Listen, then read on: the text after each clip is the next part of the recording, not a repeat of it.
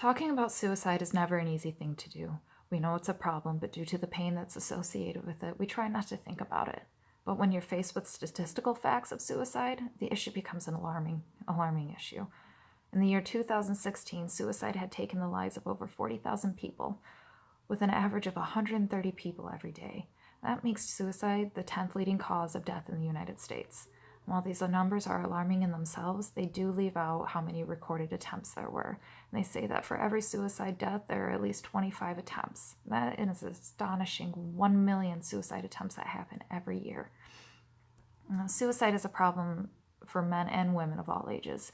Right now, the highest ratio lies within the middle-aged male. They have a rate of three and a half times higher than the rest, with an average of 21 out of every 100,000 men that have taken their own life, with an average of 6 out of 100,000 women that take theirs. Now, this is not just a problem of men and women, though. Right now, suicide is the second leading cause of deaths in the ages of 10 to 35, with a rate of 2 to every 100,000 children between the ages of 10 to 14.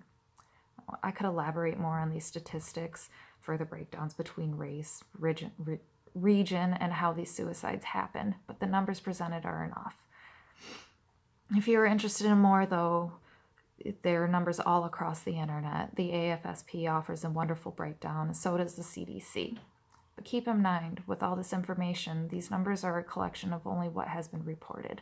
Due to the taboo nature of suicide, many people tend to hide the attempts or even mislabel a death of what it really was. So these numbers could be even higher. Now, at this time, I would like to go ahead and pass things off to Madison, who's going to be discussing the history of the AFSP.